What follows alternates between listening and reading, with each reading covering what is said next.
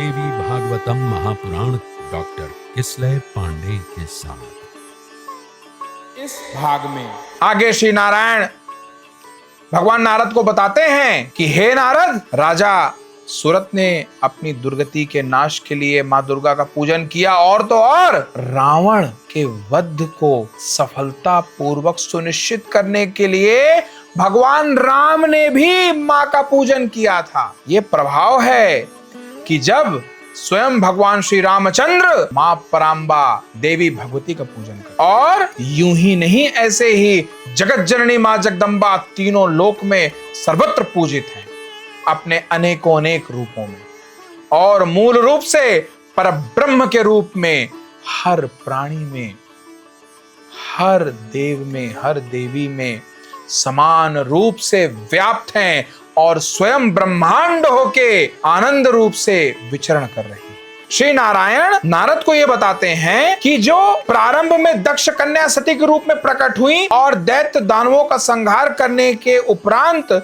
यज्ञ में पति निंदा के कारण यज्ञ में देह त्याग करके हिमवान की पुत्री हुई और उन्होंने पुनः पशुपति भगवान शंकर को पति रूप में ग्रहण किया। बाद में स्वयं श्री कृष्ण रूप गणेश तथा विष्णु की कलाओं से युक्त स्कंद, ये दोनों उनके पुत्र रूप में दृष्टिगोचर हुए। उसके बाद श्री नारायण बताते हैं राजा मंगल ने सर्वप्रथम लक्ष्मी जी की पूजा की, राजा अश्वपति ने सावित्री देवी की सर्वप्रथम पूजा की। तत्पश्चात वे तीनों लोकों में देवताओं तथा श्रेष्ठ मुनियों द्वारा पूजित हुई।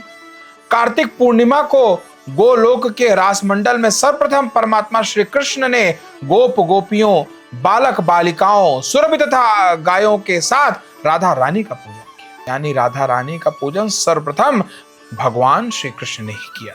तत्पश्चात तीनों लोक में परमात्मा की आज्ञा से ब्रह्मादि देवों तथा मुनियों द्वारा पुष्प धूप आदि से भक्ति रूप परम प्रसन्नता के साथ वे निरंतर तथा पूजित होने लगी, क्योंकि राजराजेश्वरी मां परांबा की यही इच्छा थी। इसके आगे श्री नारायण बताते हैं कि भगवान शंकर के उपदेश से पृथ्वी पर पुण्य क्षेत्र में राजा सुयज्ञ के द्वारा सर्वप्रथम इन भगवती का पूजन किया गया। तदनंतर परमात्मा की आज्ञा से तीनों लोक में पुष्प धूप आदि से मुनियों द्वारा ये निरंतर भक्ति पूर्वक पूजित होने लगे। प्रकृति देवी की जो जो कलाएं प्रकट हुई वो सर्वथा पूजित।